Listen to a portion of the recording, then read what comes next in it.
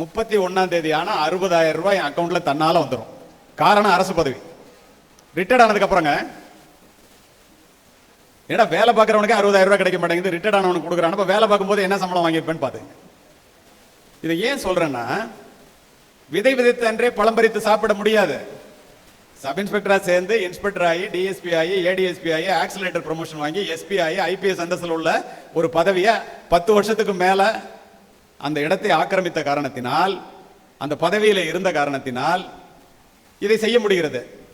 இப்ப இதை மாதிரி நீங்க ஆகணும்னா ஆக முடியுமா? முடியாது. அங்கேயே எஸ்ஐ இன்ஸ்பெக்டர்லாம் இருக்காங்க. ஏன் உங்களால ஆக முடியும்? நினைச்சு பாருங்க. நானும் என்னை விட ஏழ்மையான குடும்பத்திலிருந்து பிறந்த என்னுடைய நண்பனும் ஒரு நாட்டுப்புறத்து ஏழை சிறுவனாக மன்னர் சரபோஜி அரசனர் கல்லூரிக்கு செல்லும் போது எனக்கு காக்கி உடை அணிந்த காவல்துறை அதிகாரியாக மாற வேண்டும் என்பது என்னுடைய ஆசை. என் நண்பனினுடைய ஆசை என்ன என்று எனக்கு தெரியாது.